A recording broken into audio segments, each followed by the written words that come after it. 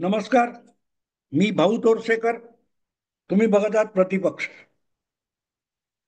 मित्रांनो, सध्या राजकारणामध्ये ज्या घडामोडी चालू आहेत त्यामध्ये महाराष्ट्र, गुजरात म्हणजे साधारणतः भाजपची सरकार जिथे आहेत राज्यामध्ये, तिथे फारशी राजकारणातली उलथापालथ होत नाहीये. पण जिथे भाजपची सरकार नाहीत अशा राज्यामध्ये मात्र काही राज्यांमध्ये तरी उलघाल चालू आहे. म्हणजे नव्याने निवडणुका झालेल्या आणि सत्तेत आलेल्या बिगर भाजप म्हणजे जम्मू काश्मीरमध्ये ओमर अब्दुल्लाचं नॅशनल कॉन्फरन्सचं सरकार असेल किंवा झारखंडमध्ये जे झारखंड मुक्ती मोर्चा हे हेमंत सोरेनचं सरकार असेल, ते आत्ता आत्ता झालेल्या निवडणुका आहेत आणि सध्या तरी तिथे कुठलीही कुरबुर दिसत नाही. पण ममता बॅनर्जींच्या राज्यामध्ये लवकरच निवडणुका व्हायच्या आहेत आणि तिथे घालमेल चालू आहे. तमिळनाडूमध्ये सुद्धा भाजपचं सरकार नाही आणि भाजप आव्हान देण्याच्या परिस्थितीत सुद्धा नाही. अशा तामिळनाडू आणि केरळ या दोन राज्यात लवकरच निवडणुका व्हायच्या आहेत, पंजाबमध्ये व्हायच्या आहेत आणि त्या दृष्टीने थोडी घालमेल चालू आहे. पण सगळ्यात मोठी धुसफूस आणि घालमेल ही काँग्रेसच्या दोन राज्यामध्ये चालू आहे. त्यापैकी एक राज्य हे अगदी नव्याने काँग्रेसच्या पंखाखाली आलेलं तेलंगणा राज्य आहे आणि दुसरं जवळजवळ 2.5-3 वर्ष जिथे काँग्रेसचं अगदी स्थिर सरकार आहे असं कर्नाटकातलं सिद्धरामय्या यांचं सरकार आहे. आता गंमत अशी की स्थिर असलं तरीही प्रचंड बहुमत आहे आणि जोपर्यंत तिथले आमदार बंड करत नाहीत किंवा मुख्यमंत्र्याच्या विरोधात काही हालचाली केल्या जात नाहीत तोपर्यंत कर्नाटकातलं सरकार स्थिर आहे हे मान्य करावंच लागेल. पण जसा काय तो उलघाल आणि धमाल ही राजस्थानमध्ये 4 एक वर्षापूर्वी झाली होती, तिथे उपमुख्यमंत्री असलेले सचिन पायलट यांना मुख्यमंत्र्यांबरोबर पटवून घेता येत नव्हतं म्हणून त्यांनी आपल्या मुठभर सहकार्यांना घेऊन राजस्थानच्या बाहेर हरियाणामध्ये आश्रय घेतला होता आणि बंड पुकारलेलं होतं. कुठल्याही परिस्थितीत अशोक गेहलोत या मुख्यमंत्र्याला हलवला पाहिजे अशी त्यांची मागणी होती. पण हायकमांड म्हणजे राहुल गांधी, प्रियांका वाड्रा आणि सोनिया गांधी यांनी घास घातला नाही सचिन पायलट आणि त्यामुळे सचिन पायलट यांना हायकमांड समोर शरणागत व्हावं लागलं आणि निमूटपणे अशोक गेहलोत यांचं नेतृत्व स्वीकारावं लागलं. हातात होतं ते उपमुख्यमंत्री पद पण गेलं आणि परत मंत्रीपद पण मिळालं नाही. असो, पुढच्या आलेल्या निवडणुकीमध्ये 2 वर्षांनी राजस्थानमध्ये काँग्रेसचं सरकार गडगडलं. भारतीय जनता पक्षाला तिथे आरामात मोठं चांगलं ठणठणीत बहुमत मिळालं आणि काँग्रेसच्या हातून सत्ता गेली. पण काँग्रेसचा किंवा प्रामुख्याने काँग्रेसच्या हायकमांडचा हा स्वभाव राहिलेला आहे. त्यांना केंद्रात सुद्धा दुसरा कोणीही सशक्त असा नेता आवडत नाही. लोकांना प्रभावित करेल, जनमानसावर प्रभाव वाढेल असा कुठलाही नेता गांधी परिवाराला आवडत नाही. त्यामुळे तसा कोणी दिसला किंवा कोणी प्रयत्न करत असला तर त्याला ताबडतोबीने ते रडारवर घेतात आणि त्याचं खच्चीकरण करून टाकतात.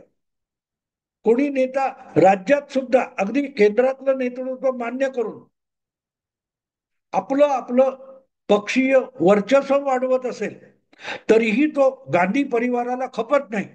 म्हणून तुम्हाला आठवत असेल की 2021च्या सुमाराला पंजाबमध्ये व्यवस्थित बहुमत असलेला काँग्रेस पक्ष आणि त्याचा मुख्यमंत्री याची टांग ओढण्यासाठी आणि त्या मुख्यमंत्र्याचं खच्चीकरण करण्यासाठी राहुल गांधी आणि प्रियंका वाड्रा यांनी नवज्योत सिंग सिद्धू यासारख्या बाहेरच्या माणसाला काँग्रेस पक्षात आणलं आणि त्याला मंत्री बनवलं, प्रदेश काँग्रेस अध्यक्ष बनवलं, जेणेकरून अमरिंदर सिंग यांचं पंजाब मधलं सरकार उत्तम काम करू शकता कामा नये, ज्यामुळे अमरिंदर सिंग यांची खुर्ची स्थिर राहता कामा नये. यासाठी इतके प्रयत्न करण्यात आले की कंटाळलेले अमरसिंग यांनी आपल्या पदाचा राजीनामा देऊन टाकला. ते बाजूला झाले. मग त्यांच्या जागी नवजोत सिंग सिद्धू याला मुख्यमंत्री व्हायचं होतं, पण तेही करण्यात आलं नाही. एक अगदी नगण्य, ज्याच्या तोंडावरची माशी उडत नाही असं पण मराठीत म्हणतो, असा चरणजीत सिंग चन्नी नावाचा धर्मांतर केलेला शीख, म्हणजे शीख धर्म सोडून ख्रिश्चन झालेला एक नेता सोनिया गांधी, राहुल गांधींनी पंजाबच्या मुख्यमंत्रीपदी आणून बसवला. आणि नंतर वर्षभरात झालेल्या निवडणुकीमध्ये काँग्रेस पक्षाचा आम आदमी पार्टीने धुव्वा उडवला. मी धुव्वा उडवला एवढ्यासाठी म्हणतोय की 117 आमदारांच्या विधानसभेमध्ये काँग्रेस पक्ष जो सत्तेवर होता त्याला 20-25 जागा मिळवणं मारामारी झाली. आम आदमी पक्षाचे 93 खासदार 117 मध्ये निवडून आले. फक्त 24 आमदार इतर सगळ्या पक्षांना मिळवता आले आणि त्यांच्या जवळजवळ चौपट आमदार एकट्या आम आदमी पक्षाला मिळाले. पण यासाठी आम आदमी पक्षाला आवश्यक असलेली राजकीय मशागत ही सोनिया गांधी आणि राहुल गांधी आणि प्रियंका वाड्रांनी केली होती. जो दमदार स्वयंभू नेता होता अशा अमरिंदर सिंग यांचं रितसर खच्चीकरण करण्यात आलं. आता नेमका तोच प्रयोग हा कर्नाटकात चालू आहे. तुम्हाला माहिती आहे की गेल्या विधानसभा निवडणुकीमध्ये कर्नाटकात भाजपला हरवून काँग्रेस पक्ष निर्विवाद बहुमताने सत्तेत आला. अगदी भाजप आणि मला वाटते जनता दल सेक्युलर सुद्धा बरोबर होतं का मला आठवत नाही, पण त्यात आले असते तरी फरक पडला नसता. इतकं मस्त बहुमत हे काँग्रेस पक्षाला मिळालं आणि ते काँग्रेस पक्षाला बहुमत मिळवून देणाऱ्या आक्रमक आणि मेहनती नेत्याचं नाव डी.के. शिवकुमार होतं. पण नेहमीप्रमाणे जसं राजस्थानमध्ये सचिन पायलटने बहुमत आणायचं पण त्याला मुख्यमंत्री करणार नाही, तीच गोष्ट मध्य प्रदेशात सुद्धा होती. ज्योतिरादित्य सिंधियाने पक्षासाठी काम करायचं पण बहुमत आलं की त्याला मुख्यमंत्री करायचं नाही. ही जी हायकमांडची पद्धत आहे, शैली आहे, त्यानुसारच कर्नाटकमध्ये सुद्धा बहुमत आणलं कोणी, प्रदेशाध्यक्ष कोण होता, डी.के. शिवकुमार. पण डी.के. शिवकुमार यांनी बहुमत आणल्यानंतर जो मुख्यमंत्री पदावर दावा केला होता तो गांधी परिवाराने फेटाळून लावला आणि त्या जागी त्यांनी परत एकदा पूर्व मुख्यमंत्री सिद्धरामय्या यांनाच मुख्यमंत्री केलं आणि रडगाणं नको म्हणून डी.के. शिवकुमार यांना उपमुख्यमंत्री करण्यात आलं होतं. आणि तेव्हा त्यांना आश्वासन देण्यात आलं होतं, जसं सचिन पायलटला आश्वासन देण्यात आलं होतं लवकरच तुम्हाला सुद्धा संधी मिळेल, तसं एक माहिती अशी आहे की सिद्धरामय्या यांना परत एकदा मुख्यमंत्री करताना असं आश्वासन देण्यात आलं होतं की 2.5 वर्ष सिद्धरामय्या मुख्यमंत्री राहतील आणि नंतरची 2.5 वर्ष डी.के. शिवकुमार यांना मुख्यमंत्री केलं जाईल. पण गेल्या काही महिन्यांपासून आपली 2.5 वर्ष कधी सुरू होणार यासाठी डी.के. शिवकुमार कमालीचे अस्वस्थ आहे. आणि एकटे शिवकुमार नाही, त्यांच्या गटातले मानले जाणारे बहुसंख्य आमदार हे सिद्धरामय्या यांच्यावरची नाराजी उघडपणे व्यक्त करतायत. वेगवेगळे पत्रकार, वेगवेगळे माध्यमकर्मी यांच्याकडे असे काँग्रेसचे अनेक स्थानिक नेते आमदार कुजबुजत आपल्याला सिद्धरामय्या यांना बदलायची इच्छा आहे असं उघडपणे बोलून दाखवतात. आणि जेव्हा त्याकडे हायकमांडकडून लक्ष दिलं जात नाही तेव्हा नाराज होऊन ते आपली नाराजी उघडपणे व्यक्त करायला लागतात. शिवकुमार गटाचेच राजण्णा नावाचे जे मंत्री आहेत त्यांनी म्हणून तर राहुल गांधी यांनाच उघडं पाडलं, तोंडगशी पाडलं. त्या बंगलोरच्या कुठच्या महादेवपुरा या मतदारसंघामध्ये वोट चोरीचा आरोप अगदी कागदपत्र दाखवून राहुल गांधींनी केला होता. आणि त्याचा गाजावाजा चालू असताना काँग्रेसच्याच कर्नाटकच्या मंत्रिमंडळातले मंत्री राजण्णा यांनी राहुल गांधींचा फुगा फोडून टाकला की या मतदार याद्या तयार झाल्या तेव्हा भाजप सत्तेत नव्हता केंद्र काय ते कर्नाटकमध्ये. कारण या मतदार याद्या बनवण्याचं काम हे राज्य सरकारच्या कर्मचाऱ्यांकडून होतं आणि राज्यातला जो निवडणूक आयोग असतो त्यामध्ये तिथले अधिकारी सोडले तर कर्मचारी म्हणून काम करणारे सगळेच्या सगळे लोक हे राज्य सरकारचे कर्मचारी असतात. आणि ज्या मतदार याद्यांमध्ये वोट चोरी झाली असा राहुल गांधींचा दावा आहे. मात्र काही ती नावं जोडली गेली आणि काढली गेली. हे जोडली गेली आणि काढली गेली हे काम ज्या वेळेला झालं त्यावेळेला काँग्रेसचं सरकार कर्नाटकात होतं. म्हणजेच कर्नाटकचा निवडणूक आयोग हा काँग्रेसच्या नेतृत्वाखाली काम करत होता. त्यामुळे वोट चोरी झाली असेल तर ती काँग्रेसकडून झाली आहे असा गौप्यस्फोट काँग्रेसचेच मंत्री राजण्णा यांनी केला. आणि त्यामुळे मोठ्या आवेशात छाती फुगवून वोट चोरीचं नाटक करणारे राहुल गांधी पुरते तोंडगशी पडले.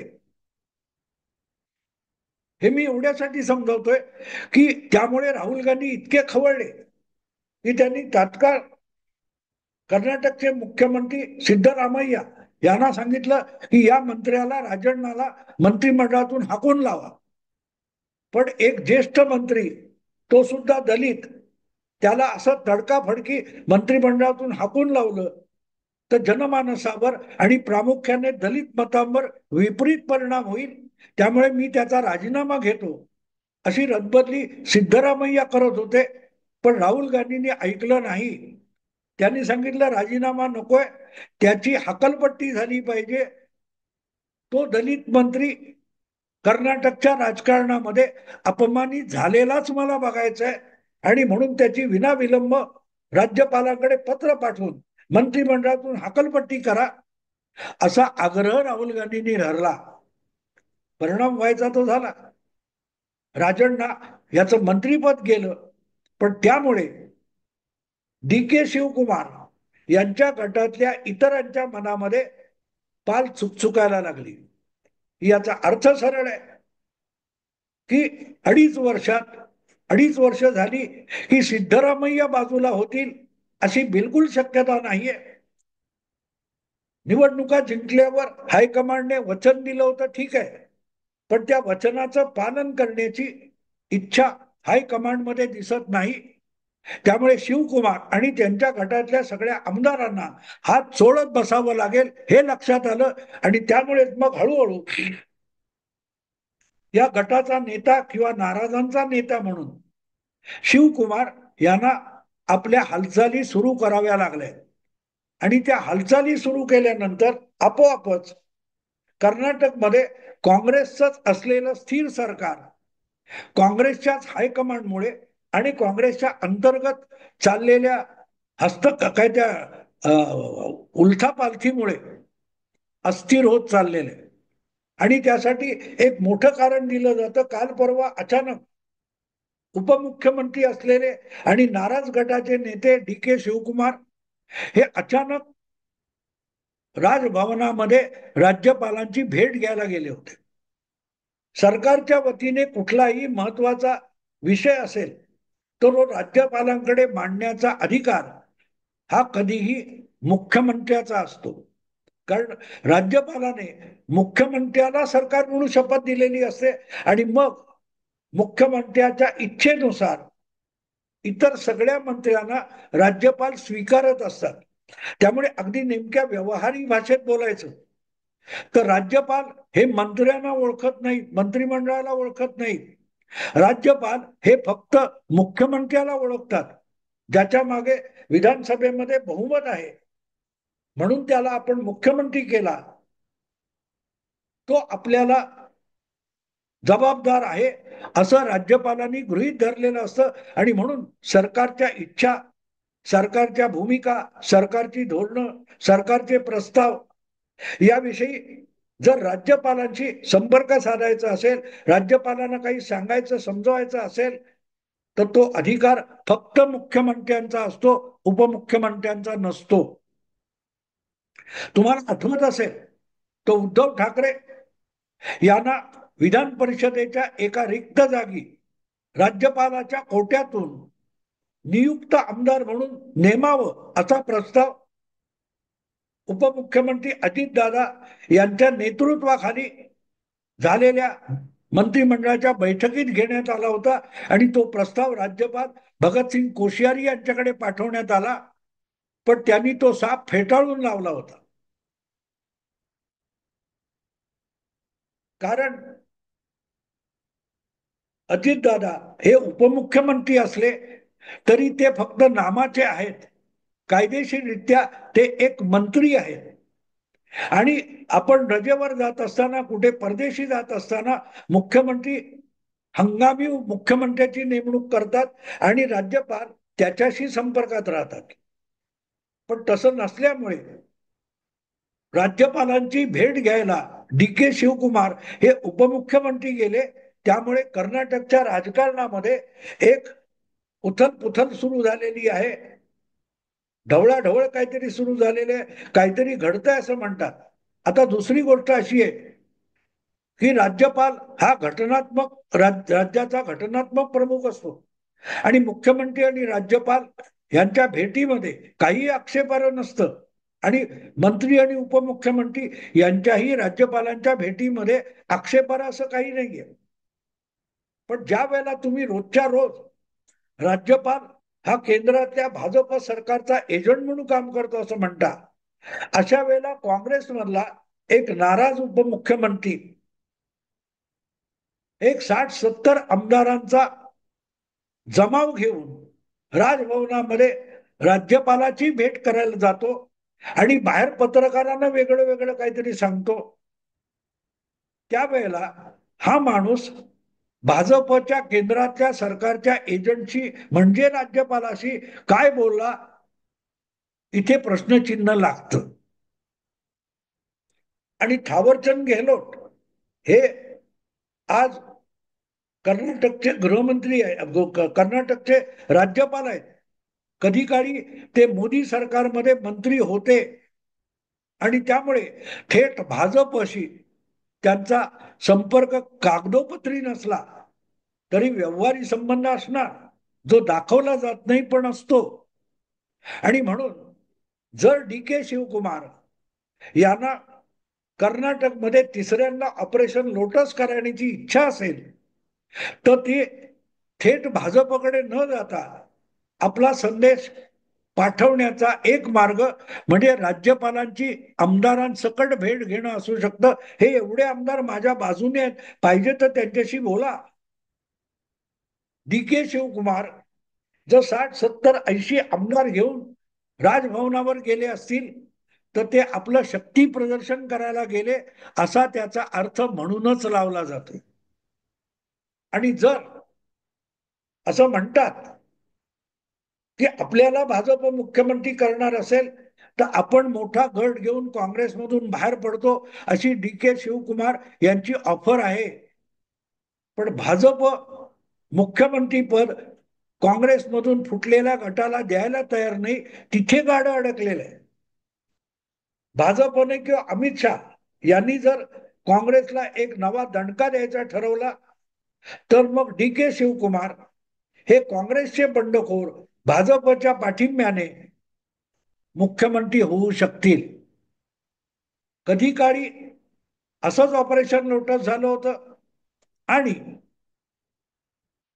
कुमारस्वामी हे देवेगौडांचे सुपुत्र हे भाजपच्या पाठिंब्याने कर्नाटकात मुख्यमंत्री झालेत आणि तेव्हापासून ऑपरेशन लोटस हा शब्द प्रस्थापित झाला.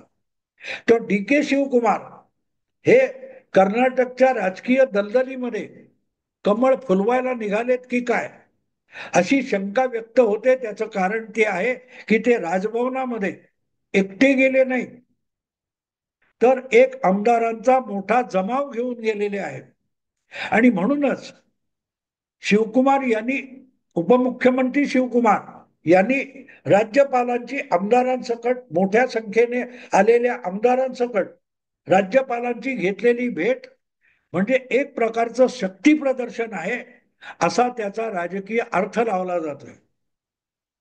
आणि मग कर्नाटकामध्ये काहीतरी मोठी राजकीय उलथापालथ होण्याचे हे संकेत आहेत असं मानलं जातंय. होईल की नाही माहिती नाही, कारण याविषयी काँग्रेसच्या किंवा शिवकुमार गोटातून असेल किंवा भाजपच्या गोटातून असेल अजून कुठलीही बातमी किंवा संकेत सुद्धा बाहेर आलेला नाही.